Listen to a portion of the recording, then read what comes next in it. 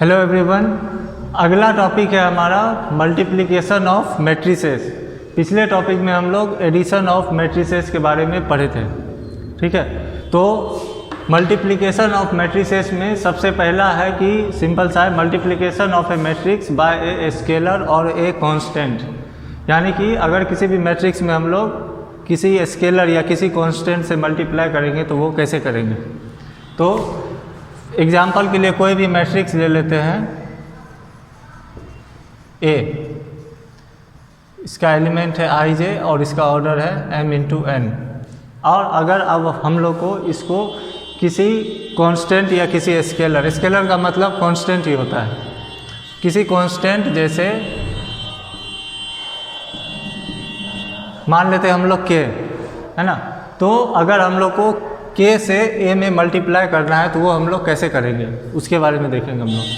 तो अगर के इंटू ए हम लोग को कैलकुलेट करना है तो सिंपल सा है, जो इसके सारे एलिमेंट में के से हम लोग मल्टीप्लाई कर देंगे, जितना भी एलिमेंट होगा वही होगा के इंटू ए। तो अगर सिंपल लिखना हो इसको तो कैसे लिखेंगे हम लोग, के ए आई जे एम इंटू एन। यही है multiplication of A matrix bye a scalar. अब एक एग्जाम्पल, छोटा सा एग्जाम्पल लेके इसको समझते हैं हम लोग। जैसे यहाँ तो कोई भी आर्बिट्री मैट्रिक्स लिए थे हम, एक फिक्स मैट्रिक्स लेते हैं जैसे A 2 4 1 0 2 3 6 2 4। ये एक 3x3 ऑर्डर का एक मैट्रिक्स है दिया हुआ। अब हम लोगों को कैलकुलेट करना है 3A, यानी कि यहाँ पे स्केलर की जगह क्या है 3, जो यहाँ पे हम लोग के माने थे, और ए के बदले मैट्रिक्स हम लोग को दिया हुआ है। तो सिंपल सा यही रूल हम लोग फॉलो करेंगे। तो यहाँ पे कैसे कैलकुलेट होगा, 3A का जो वैल्यू होगा वो अभी हम लोग देखें कि मैट्रिक्स के सारे एलिमेंट के साथ उसको सिर्फ मल्टीप्लाई कर देना है। तो यहाँ पे 3 को क्या करेंगे हम लोग, सारे एलिमेंट के साथ मल्टीप्लाई कर देंगे। 3 into 2, 3 into 4, 3 into 1, 3 into 0, 3 into 2, 3 into 3, 3 into 6, 3 into 2, 3 into 4। Simple है, जब मल्टीप्लाई करने के बाद उसको वापस लिख देना। 3 इंटू 2 6, 12, 3, 0, 6, 9, 18, 6, 12। यही हो जाएगा हमारा 3 इंटू ए का वैल्यू। यानी बहुत आसान है ये, उम्मीद करते हैं हम समझ में आ गया होगा सभी को। अब हम लोग इसके आगे दो मैट्रिक्स को कैसे आपस में मल्टीप्लाई करते हैं उसके बारे में देखेंगे। तो अब हम लोग देखेंगे कि दो मैट्रिक्स को कैसे आपस में मल्टीप्लाई करते हैं। तो मल्टीप्लिकेशन करने के लिए सबसे पहले हम लोग चेक करेंगे कि दोनों मैट्रिक्स का ऑर्डर क्या है। ठीक है, उसको कुछ करना नहीं, सिर्फ देखना है मैट्रिक्स का ऑर्डर क्या है। फॉर एग्जांपल ए कोई मैट्रिक्स होगा जिसका ऑर्डर है m इंटू एन। उसके बाद बी कोई मैट्रिक्स है जिसका भी ऑर्डर होगा n इंटू के। तो यहाँ n इंटू के ऐसा क्यों लिखे हम लोग, ऐसा इसलिए लिखे हैं कि अगर हम लोग को a को b के साथ मल्टीप्लाई करना है, इसका मतलब कि b का जो number of column, sorry a का जो नंबर ऑफ कॉलम है, number of column in a, ये इक्वल होना चाहिए number of rows in b। तभी ये दोनों मैट्रिक्स आपस में मल्टीप्लाई होगा। स्पेशली b में a से मल्टीप्लाई कर पाएंगे हम लोग। b में a से मल्टीप्लाई करने का मतलब होगा 4ab। ab का मतलब b में हम लोग a से मल्टीप्लाई कर रहे हैं, इसके लिए ये वाला कंडीशन है कि number of column in a ये हमेशा इक्वल होना चाहिए number of rows in b के। तभी ये दोनों मैट्रिक्स का एडिशन मल्टीप्लिकेशन पॉसिबल है। ये कंडीशन हमेशा सबसे पहले चेक करना है, क्योंकि कोई भी दो मैट्रिक्स का मल्टीप्लिकेशन हमेशा पॉसिबल नहीं होता है। ठीक है, एक बार जब दोनों मैट्रिक्स को चेक कर लिए कि हाँ इस दोनों को हम लोग मल्टीप्लाई कर सकते हैं, उसके बाद का प्रोसीजर जो है वो थोड़ा सा कॉम्प्लेक्स है, थोड़ा सा ही। उसको अब हम लोग समझेंगे कि उसके बाद का प्रोसीजर क्या है। उसके एग्जांपल के लिए हम लोग मान लेते हैं कि ए मैट्रिक्स जो है वो है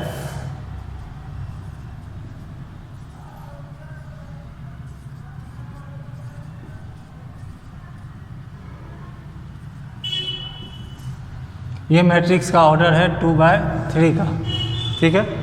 उसके बाद बी कोई मैट्रिक्स है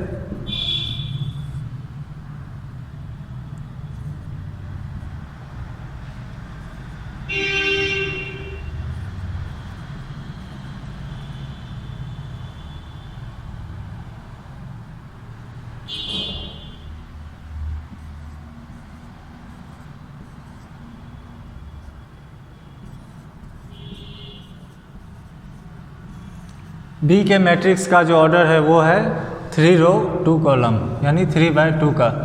ऐसा क्यों लिए हम लोग? क्योंकि जो ये कंडीशन है ए बी निकालने के लिए वो फॉलो होना चाहिए। ए बी निकालने के लिए क्या कंडीशन है कि नंबर ऑफ कॉलम इन ए, तो यहाँ कॉलम कितना है 3, वो इक्वल होना चाहिए number of rows in B, यानी बी में नंबर ऑफ रो कितना है 3। इसलिए ऐसा एक एग्जाम्पल लिए हम लोग, है ना। अब आगे देखते हैं इसका मल्टीप्लिकेशन कैसे करते हैं। इसका मल्टीप्लिकेशन के लिए हम लोग समेशन ऑफ, इस सिंबल का मतलब होता है summation, summation of raw column multiplication का यूज करते हैं हम लोग। Summation of raw column multiplication, यानी कि जिस मैट्रिक्स से मल्टीप्लाई करना है उसका रो, जिस मैट्रिक्स में मल्टीप्लाई करना है उसका कॉलम, इस दोनों को आपस में हम लोग मल्टीप्लाई करते हैं। जैसे जो ए बी का पहला रो का पहला एलिमेंट होगा वो क्या होगा, यहाँ ध्यान देना है समेशन ऑफ है ना। तो तीनों एलिमेंट, तीनों कॉरस्पॉन्डिंग एलिमेंट्स को आपस में मल्टीप्लाई करके ऐड करना है। से A11 into B11 plus A12 इसका इसके साथ B21 प्लस A13 B31, ठीक है। ये आ जाएगा पहला एलिमेंट। अब उसी तरह से जो यहाँ वाला एलिमेंट होगा उसको लिखने के लिए सेम रो और सेकेंड कॉलम से मल्टीप्लाई करेंगे हम लोग। B12 A12 का मल्टीप्लिकेशन इससे,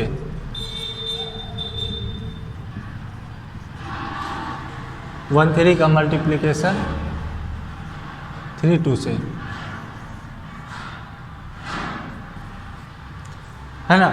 इसी तरह से सिमिलरली आगे हम लोग इसको लिख लें।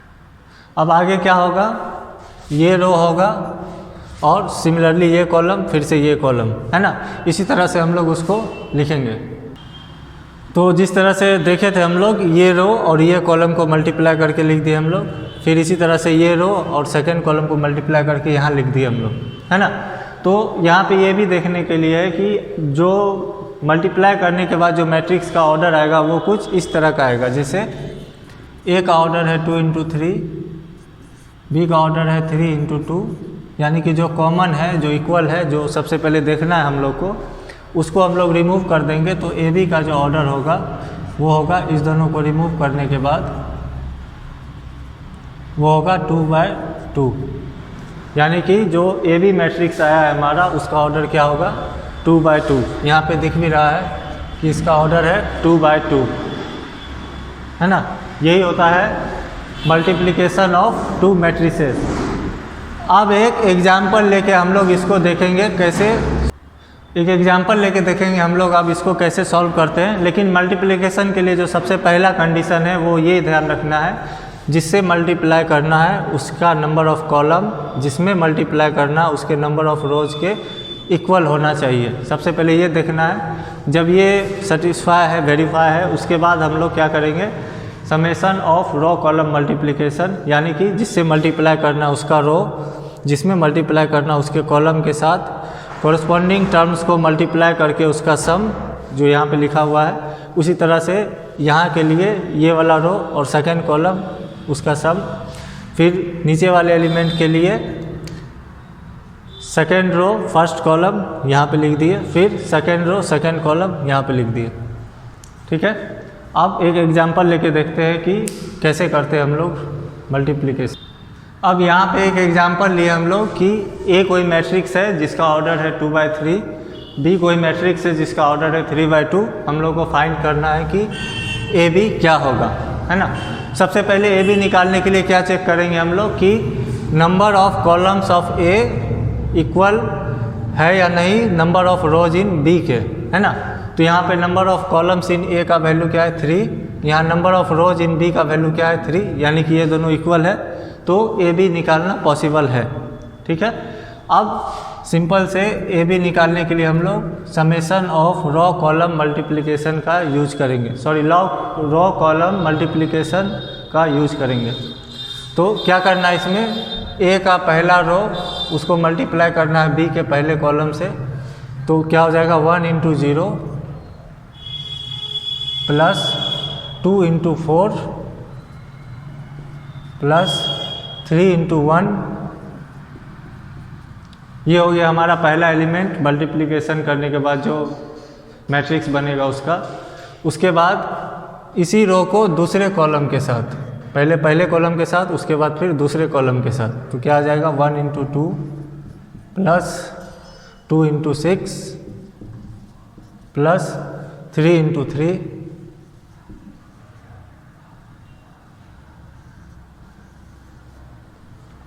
उसी तरह से दूसरे रो का पहले कॉलम का जो एलिमेंट होगा वो होगा सेकेंड रो को पहले कॉलम के साथ मल्टीप्लाई करेंगे जैसे पहले किए थे। यहाँ पे क्या होगा 0 × 0 प्लस 4 × 4 प्लस 2 × 1।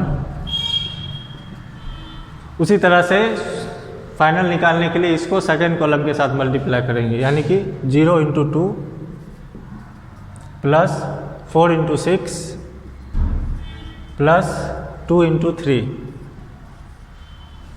बस इसको सॉल्व करेंगे और हम लोगों का ए बी आ जाएगा। इसको सॉल्व करने के बाद जो ए बी आएगा वो कुछ, तो उसको सॉल्व करने के बाद जो रिजल्ट आएगा वो कुछ ऐसा ही होगा, यही हमारा ए × बी। अब जैसा हम लोग देखे थे कि मल्टीप्लिकेशन के बाद जो मैट्रिक्स का ऑर्डर आएगा वो किस तरह से आएगा, 2 × 3 ये है ए का, उसके बाद 3 × 2 ये है बी का, जो कॉमन है उसको हम लोग रिमूव कर देंगे, तो ए बी का जो ऑर्डर आएगा वो आएगा 2 × 2। यहाँ भी वही है, ए बी का ऑर्डर क्या आया है 2 × 2 और 2 × 2। ठीक है, अब यहाँ पे ये भी थोड़ा सा कन्फ्यूजन होगा, ये ध्यान रखना हमेशा रॉ कॉलम मल्टीप्लिकेशन ही करना है ना, कॉलम रो नहीं होगा, जैसे ये और ये नहीं होगा, रॉ कॉलम मल्टीप्लिकेशन ही करना है। उसके बाद इसके साथ छोटा सा तिग्रम ये भी है कि अगर किसी मैट्रिक्स में ए बी पॉसिबल है निकालना, तो कोई ज़रूरी नहीं है उसके लिए बी ए भी निकालना पॉसिबल होगा। फॉर एग्ज़ाम्पल जैसे इस केस में ही अगर हम लोग बी ए निकालेंगे, तो बी ए के केस में क्या हो जाएगा, चेक करने के लिए सबसे पहले किससे मल्टीप्लाई करना है, हम लोग को बी से मल्टीप्लाई करना है। इस केस में ए से करना था, किस में मल्टीप्लाई करना है, ए में मल्टीप्लाई करना है, जो कि पिछले केस में बी में करना था।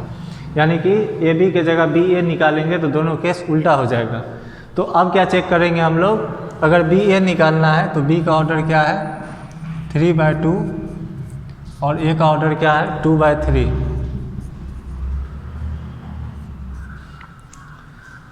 बी का ऑर्डर है 3/2, ए का ऑर्डर क्या है 2/3। तो इस केस में बी में क्या देखेंगे हम लोग, नंबर ऑफ कॉलम इक्वल है या नहीं ए के नंबर ऑफ रो के। तो लकीली इस एग्जांपल में ये दोनों इक्वल है, इसका मतलब बी ए भी पॉसिबल होगा। ठीक है, और इसी तरह से कोई और एग्जांपल एक ले लेते हैं, जैसे फॉर एग्जांपल कि ए का ऑर्डर दिया हुआ है 1 × 3 और बी का ऑर्डर दिया हुआ है 2 × 3, 2 × 4 ले लेते हैं हम लोग, है ना। तो इस केस में अगर हम लोग ए बी निकालेंगे तो ए बी निकालने के लिए क्या होना चाहिए, ये नंबर ऑफ कॉलम ये रो इक्वल होना चाहिए, जो कि यहाँ नहीं है, इसका मतलब ये पॉसिबल नहीं है। और अगर बी ए निकालेंगे तो वो भी नंबर ऑफ कॉलम बी में 4 है, नंबर ऑफ रो इसमें 1 है, ये भी दोनों इक्वल नहीं है, इसका मतलब इस केस में ए बी और बी ए दोनों पॉसिबल नहीं है ना। अब ऐसा केस एक देखते हैं जिसमें एक मल्टीप्लिकेशन पॉसिबल हो लेकिन दूसरा मल्टीप्लिकेशन पॉसिबल ना हो, उसके बारे में देखते हैं। तो उसका एक एग्जाम्पल है,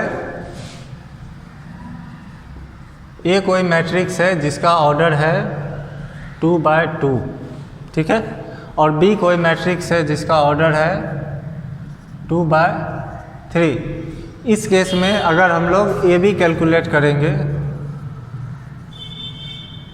ए बी कैलकुलेट करने के लिए क्या है, number of columns in A equal होना चाहिए number of rows in B के।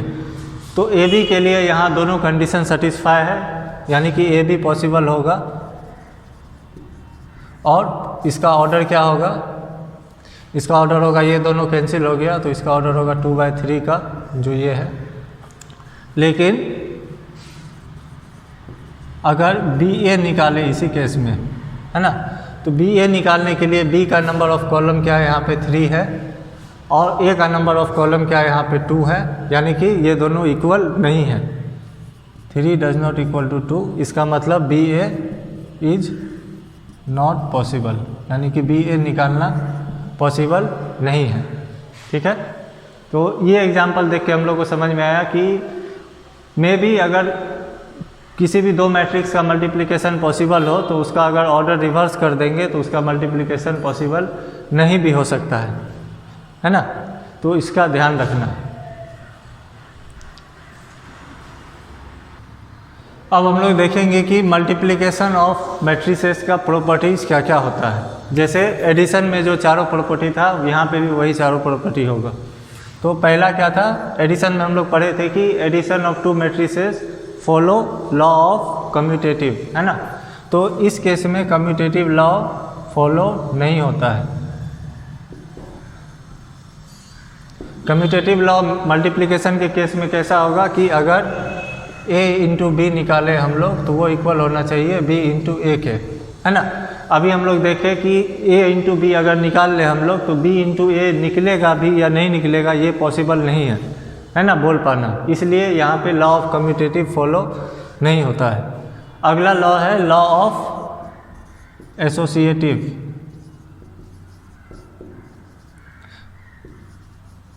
एसोसिएटिव लॉ कुछ इसी तरह का है, यानी कि अगर a इंटू बी इंटू सी लिखे हैं तो ये इक्वल होगा a into B into C के। जैसा ये है लॉ ऑफ एसोसिएटिव, मल्टीप्लिकेशन में ये इक्वल होगा कि नहीं ये अभी वेरीफाई करेंगे हम लोग। तो मल्टीप्लिकेशन के केस में जब ए बी बी ए के इक्वल नहीं था तो कोई गारंटी नहीं है कि जो मल्टीप्लाई करेंगे वो सी से भी मल्टीप्लाई हो जाए। यहाँ तो ये भी सस्पिशन है कि ये एग्जिस्ट करेगा कि नहीं, है ना, इंडिविजुअली, या ये एग्जिस्ट करेगा कि नहीं इंडिविजुअली, है ना। तो ये भी पॉसिबल नहीं है, ठीक है। तीसरा है एक लॉ डिस्ट्रीब्यूटिव। डिस्ट्रीब्यूटिव लॉ असल में एडिशन और मल्टीप्लिकेशन का कॉम्बिनेशन होता है। जैसे कोई मैट्रिक्स है ए, उसको अगर हम लोग मल्टीप्लाई करेंगे बी प्लस सी में, ठीक है, तो वो इक्वल होगा a into B plus B into C के। इसी को बोलते हैं लॉ ऑफ डिस्ट्रीब्यूशन, है ना। तो यहाँ पे ये देखेंगे कि अगर b प्लस सी पॉसिबल है ना, और उसमें हम लोग a से मल्टीप्लाई कर रहे हैं, तो हम लोग ये मान के चलते हैं कि जो b प्लस सी का जो ऑर्डर आएगा वो a के साथ कंपेटिबल है। ऐसा हम लोग मान के चल रहे हैं कि b प्लस सी का जो ऑर्डर आएगा वो a के साथ मल्टीप्लिकेशन के लिए कंपेटिबल है, मतलब जो बेसिक रूल है वो दोनों फॉलो करता है। अगर ऐसा कंडीशन है तो ये लॉ ऑफ डिस्ट्रीब्यूशन फॉलो करेगा, है ना। बाकी में नहीं कर रहा था, लेकिन इस केस में अगर कंडीशन यही है कि अगर इस दोनों का जो ऑर्डर है वो कंपेटिबल है a के साथ मल्टीप्लाई होने के लिए, उस केस में ये लॉ ऑफ डिस्ट्रीब्यूशन फॉलो करेगा। अगर कंपेटिबल नहीं है तो फिर ये हम लोग यही कैलकुलेट नहीं कर सकते, तो ये क्या कैलकुलेट करेंगे, है ना। तो इसका ध्यान रखना है। डिस्ट्रीब्यूटिव लॉ तभी वैलिड होगा जब इस दोनों का एडिशन ए के साथ मल्टीप्लिकेशन होने के लिए कंपेटेबल है, नहीं है तो ये लॉ भी काम नहीं करेगा। मोस्टली कंपेटेबल जब होता है तो ये लॉ फॉलो करता है मल्टीप्लिकेशन, है ना, इसलिए हम लोग इसको पढ़ रहे हैं। इसमें अगला है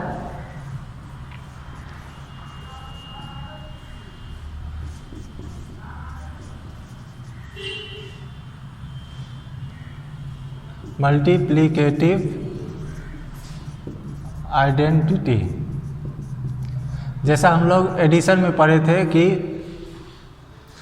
एडिटिव आइडेंटिटी वो होता है जिसके साथ उसको जोड़ने पे उसके रिजल्ट में कोई इफेक्ट नहीं आता है, ठीक है। तो मल्टीप्लिकेटिव आइडेंटिटी तो पिछले केस में जो छूट गया था वो था मल्टीप्लिकेटिव आइडेंटिटी। मल्टीप्लिकेटिव आइडेंटिटी वो होता है कि अगर किसी नंबर से उस नंबर में मल्टीप्लाई किए तो रिजल्ट चेंज नहीं होना चाहिए, जैसे एडिटिव आइडेंटिटी में था, है ना।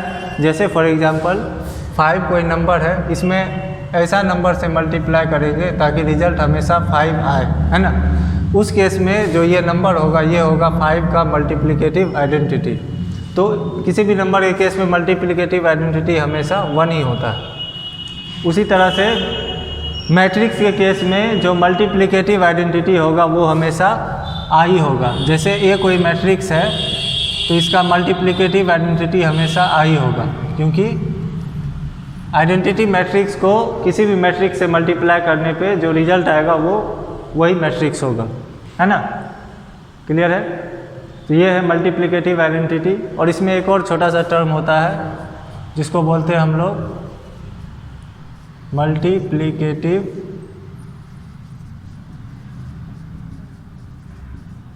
इन्वर्स। मल्टीप्लिकेटिव इन्वर्स किसी भी नंबर का सिंपल ये होता है, जैसे 5 का मल्टीप्लिकेटिव इन्वर्स वो नंबर होगा जिससे 5 में मल्टीप्लाई करेंगे तो रिजल्ट हमेशा 1 आना चाहिए, उसी को बोलते हैं मल्टीप्लिकेटिव इन्वर्स, ठीक है। जैसे 5 में क्या मल्टीप्लाई करेंगे हम लोग तो रिजल्ट हमेशा 1 आएगा, 1/5, है ना। उसी तरह से मैट्रिक्स के केस में जो मल्टीप्लिकेटिव इन्वर्स होता है उस केस में क्या होना चाहिए, जैसे कोई मैट्रिक्स ए है इसके साथ कुछ ऐसा मल्टीप्लाई करे कि रिजल्ट हमेशा आई, वहाँ पे 1 आना चाहिए। इस केस मैट्रिक्स के केस में जो 1 के बदले यूज करते हैं हम लोग वो करते हैं आइडेंटिटी मैट्रिक्स आई, है ना। आई यहाँ पे क्या है, आइडेंटिटी मैट्रिक्स, ठीक है। तो ए के बदले में क्या यूज करेंगे हम लोग, तो यहाँ पे जो यूज होता है वो होता है ए इन्वर्स, है ना। 1/5 की जगह उसको हम लोग क्या लिखते हैं, ए इन्वर्स, है ना। तो ए का जो मल्टीप्लिकेटिव इन्वर्स होगा वो क्या होगा, ए इन्वर्स, साफ लिखेंगे उसको। तो यहाँ पे ए कोई मैट्रिक्स है और ए इन्वर्स उसका मल्टीप्लिकेटिव इन्वर्स है, MI, और ये M है। MI का मतलब मल्टीप्लिकेटिव इन्वर्स, M का मतलब मैट्रिक्स, ठीक है। तो ये था मल्टीप्लिकेशन ऑफ मैट्रिसेस। अगले क्लास में हम लोग ट्रांसपोज ऑफ मैट्रिसेस के बारे में पढ़ेंगे। Thank you.